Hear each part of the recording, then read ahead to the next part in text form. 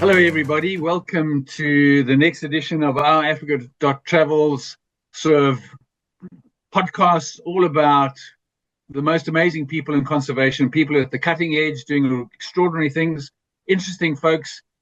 Today, we've got Simon Byron, who's clocked in from Maun. The topic for Simon is the state of conservation and wildlife in Africa, and what the travel trade can do to help conservation in Africa without crippling their businesses. But if they do good, they're probably going to enhance their businesses. And I guess there's a couple of things to sort of start this thing off, is that when I arrived in Botswana, 1977, actually, let's step back. When I was born, let's put in a generational thing. When I was born, there were 450,000 lions. And I'm going to keep repeating this throughout these podcasts because it kind of shows where we've gone. 450,000 lions when I was born, and today around about 23,000 free-ranging lions. I'm taking out the ones which are in captivity in South Africa because they're gone. So in my lifetime, we've gone down 95%. My lifetime. And I think the issue, what we're going to face as the travel industry, what are we going to be handing our great-grandkids? What legacy are we going to give them? Will they be able to enjoy what we've been able to enjoy? So, Simon, we're really chuffed to have you here. My name's Colin Bell. I'm from Natural Selection. We started this business, our little business, with the idea of emulating Patagonia clothing, and how they started the 1% for the planet. They take 1% of their turnover and they put that to good causes. And we went along and at Natural Selection said, we got to be 50% better than Patagonia. So we take 1.5% of our gross revenue, our cash, and we put that into our foundation and we do good. Simon Byron is the CEO, the founder of Beagle Expeditions. He's got a concession in the Okavango called Queenie, and he's done 3%. 3% of his turnover goes to good causes. And that's the reason why we got Simon here. Besides that, he was a fantastic guide. I'm going to let you talk your way through there. But Simon, you've worked all the way through Africa. You've got a great perspective of Africa. So, Simon, welcome. Tell us a bit about yourself. And yeah, thanks for being with us. Thanks, Colin. Thanks very much for having me. Very, very interesting discussion to have. Yeah, look, I mean, the Patagonia model, I think, is a fantastic starting point for conservation and community development. Just to expand a little bit on your story on lions there, Colin, I think lions and things like elephant are great sort of ambassadors as very charismatic animals out in the African context, and especially in the safari context. I think sort of more pertinent to that and as an indicator of where you've gone, not to expand on your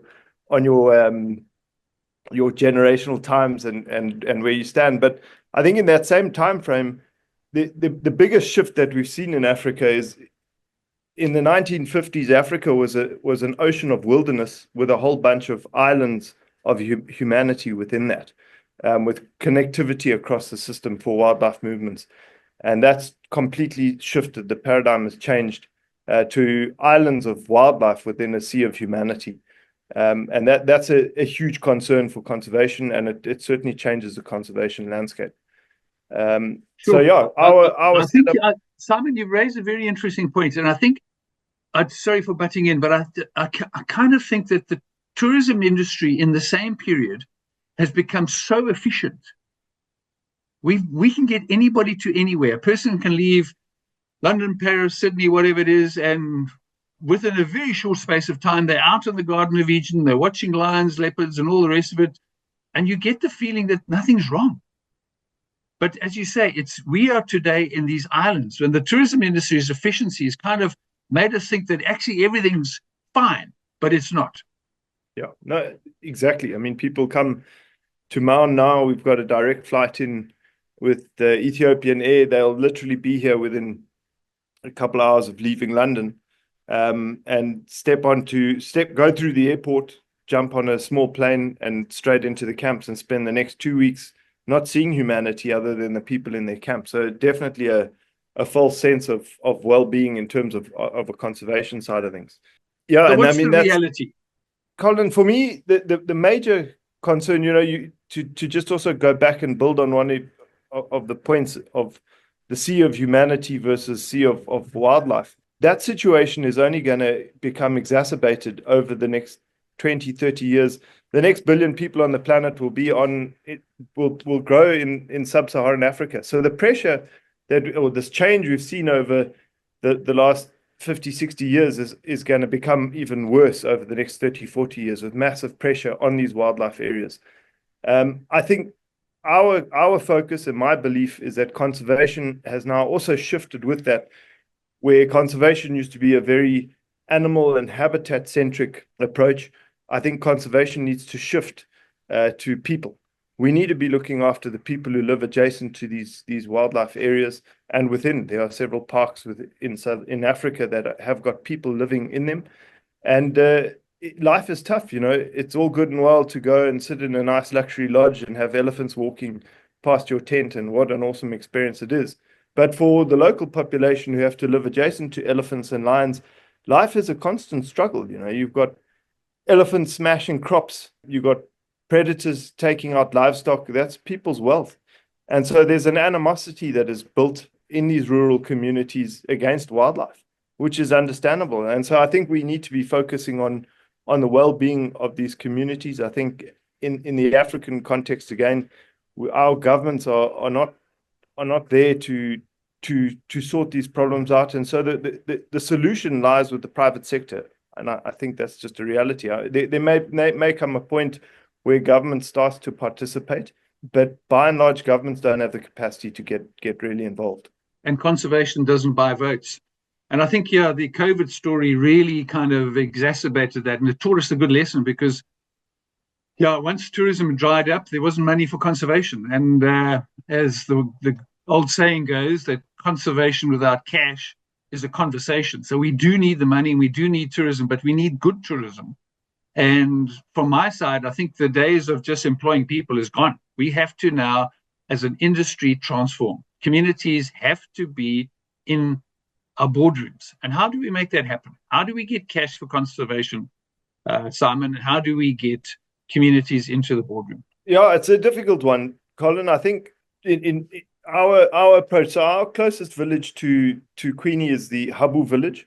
And we quite involved there, but we've sort of taken a two-prong approach on this. Obviously, there's the wildlife protection side of things, and so we're very fortunate in the Abu Private Reserve. We have a very efficient private anti-poaching scouting system there that all three of us operators in the concession collaborate on. So it's us and Makatu African Horseback Safaris and Singita, and I think that element of keeping boots on the ground and keeping an eye on what's going on from the wildlife side of things is important, but as important as that is the community. So we work with the Wild Trust in the Habu village, and the whole idea is just to enhance the well-being of these communities. So human predator conflict issues or human wildlife conflict issues are at a core. So focusing on trying to mitigate those problems, and then education. I think education is the key to all of this. And look, it's a long-term approach. You're not gonna realize the benefits in the next 5, 10, even 15 years. But if we can get grassroots education going, primary school education really going well in these communities that can then build into high school and hopefully tertiary education, we'll empower the communities to be able to partake in the economy. Currently, in many of these communities across Africa, education is not even really an option. And in order to be a part of the economy and as you say, be present in the boardroom, so to speak, people need to be educated and be able to understand how business works and how they can contribute to that.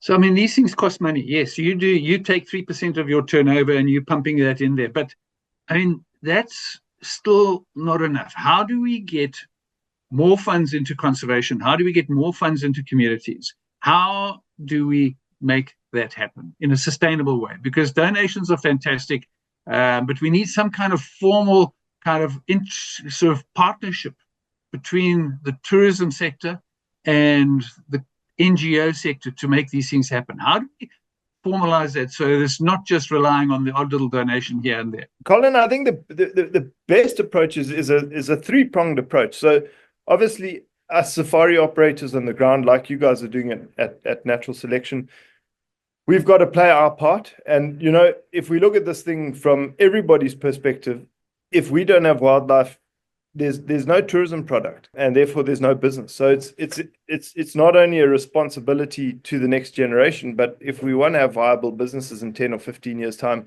we're all going to have to get our hands dirty and get stuck in. So operators on the ground need to have meaningful impact on the communities adjacent to these areas. Then you can drive a guest donation platform off that. You know, if guests are going in and seeing that you really are doing good, we do this a lot where we challenge our guests to say, well, match what we've put in, look what we're doing, look at the impact that it's having. And that's starting to get really good traction. And I think the third is to engage with the trade. You know, I think the trade there's either to match what the operators are putting on the ground, or to take on the Patagonia sort of mentality, and 1% is a starting point, 1.5% is even better. But if you've got people in the trade who are willing to go further and make sure that money gets back to Africa and make sure that it gets into the right hands. You know, one of the big concerns around all of this is there's quite a significant amount of greenwashing that goes on, where the corporate social responsibilities window dressed to look really good, but you've got to question how deep the actual impact is. So, Simon, let's take this a little bit further. So if you're a tour operator and you're in New York or Los Angeles, wherever, Sydney, Paris, and you take 1% of your gross turnover and you put it into your own little fund. I mean, I did some quick maths before we went online, and I looked at one of the biggest pressing issues we face down in the Wild Coast is the extraordinary poverty of our neighboring communities who own Umkabati Reserve. And there was a social study done. One of the biggest problems is the amount of nutrition that the young kids are getting in their early age is so one-sided. It's normally maize, corn, and a few bits and bobs. There's no sort of vitamins and all the essential amino acids and oils and all the rest of it. And there's this EPUB. I was just sort of doing some rough numbers, and for $500, you buy something like 4,750 sachets of EPUB. Now, can you imagine a tour operator goes along and put $500, and you can now feed 4,750 miles every, just with all the essential ingredients which are needed to develop your brain and your body. Simple things like that, but we're not getting that. We've got incredible poverty around our wildlife areas. We've got the travel trade, which is parts of doing are good, but there's parts which aren't. And I think we've got to try and entrench in the entire chain, from the ground up, through the trade, through the channels, all the way through. And then, as you say, we can top it off with the guests actually contributing on a voluntary basis. But somehow, how do we get the travel trade to realize the dire situation we've got in Africa, to go back to your analogy of having these islands of absolute Garden of Eden surrounded by people and people who need to be part of the system? How do we entrench it? Yeah, so I mean, the fundamental of it is going to be education from the operators on the ground. When we get agents coming in, is to maybe spend not as much time as we do in the camps, but also to get out onto the ground, into these areas adjacent to wildlife conservation zones, and actually expose or show people how the levels of poverty. Absolutely. Yeah. And I think also the nutrition deficiency, the education, all these things are desperate for funds. But where I'm coming from, I think, is the travel trade, the channel, is the control of the money. So the travel trade can become the best conservationists in the world if they direct that money to good causes, and they also apportion. But they could also be the worst by supporting pirates. And somehow we've got to, as an industry, we've got to get together and realize the dire situation we're facing. because literally, I say 95% drop off in my lifetime. What are we going to handle to our great grandkids? So, Simon, we're kind of running out of time. Do you want to sort of just try and recap and give some pointers, some help? Because I'm feeling, as a travel trade sort of beneficiary, all my sort of last decades in this industry, I'm kind of now getting to the stage I'm getting desperate. How do we create a movement? It's a difficult one. I think ultimately it's got to be education. You got to find operators in the system that are making a meaningful difference. I think supporting those operators and their projects is essential. I think also an important thing, Colin, where from a trade, not from a trade point of view, from an operator point of view, is there also needs to be a shift to using NGO partners that is their sole mandate, is to run these projects. It's one of the things that we've done, why we've teamed up with the Wild End Trust. We're a small business. It's a family-run story, and I was really struggling to touch sides with running the business and trying to run our conservation projects. And that's why we've gone to someone like the Wild End Trust that really is good on the ground, and they're making a huge difference. And so I'm involved with them, but that's their job. That's what they do. They're very good at it. So I think from a trade point of view, to focus on businesses that are making a difference, and then focusing on organizations that can implement those changes. Simple things. Adopt a school. Put your 1% into a school. Make sure that those funds are actually getting to the projects that they need to be getting to. There are schools around, or in some places there are no schools even adjacent to these conservation areas, and really get stuck in. In terms of how do you do that without upsetting the flow of business into these areas, is going to have to be done quite delicately, because we also don't want to drop the numbers, because if we zoom out of this whole setup, there's already a huge amount of generation of finance into the countries that come, or from the guests that come in. So we don't want to dent on that, because the governments benefit from it. Obviously, the tax base and everything that comes out of tourism is huge, and an important part of the bigger picture for the country. So, I mean, do you do a name and shame? Do you maybe start a movement with a website where you have preferred operators and NGOs that are really making a difference? A simple thing like African parks. People can very confidently put money into places like African parks that are doing an exceptional job across the continent protecting wild areas. Fantastic. So let's look at it. So if the tour operators, first of all, channel business to the guys who are doing good. If the travel channel can then do the 1% for the planet, then we're going down to the operators who've got to really get focused on making sure that they're making a difference in the communities. We've got to bring them into the boardroom. We've got to focus on really good NGOs who are doing the actual implementation, because, we can't get water out easily. I mean, there's the hippo rollers, there's the EPUBs, and all these different things to really make a difference. But, our job is not that. We've got to focus on making sure Mrs. Schwartz has a great holiday. And I think also we've got to grow the amount of tourism coming to Africa. We don't even get 5% of the planet's tourism, and we're trying to sort of share the benefits all the way through the continent. We need to make more tourism, going to more of the wilder, more remote areas. They need our support. We're interviewing Rob Cassidy from Zangabai, Sangha Lodge. I mean, here's the guy at the front line. He's desperate for revenue. He needs more tourists and all the rest of it. But I think the travel channel has got to start diversifying. It's so easy to go and sell the same old, same old. We've got to start diversifying. We're going to get, I think we just got to have a complete reset as an entire industry to make sure that we've got to try and get the benefits flowing further and deeper. Otherwise, we're not going to have an industry, and we're not going to have something to show our great grandkids. Simon, do you want to finish off with anything? And we're not going to have businesses at the end of the day either. If there's no wildlife, there's no business. Absolutely. So it's got to be looked at from a short and long-term point of view. And I think everyone needs to come to the party. Colin, ultimately, we are all beneficiaries of wildlife. There was a statement made a while ago that tourism was one of the most extractive industries out of Africa. And I think we've got to shift that to being a totally different approach to things, all the way from the top, as you say, the wholesale chain, from the travel trade all the way down to the operators, and support the right projects that are going to make a difference and conserve these areas. That's quite spooky. That the tourism has been probably shifting down from number two, but appalling to think that the tourism industry was number two extractive industry out of Africa. Mining number one, tourism number two. We have to change that.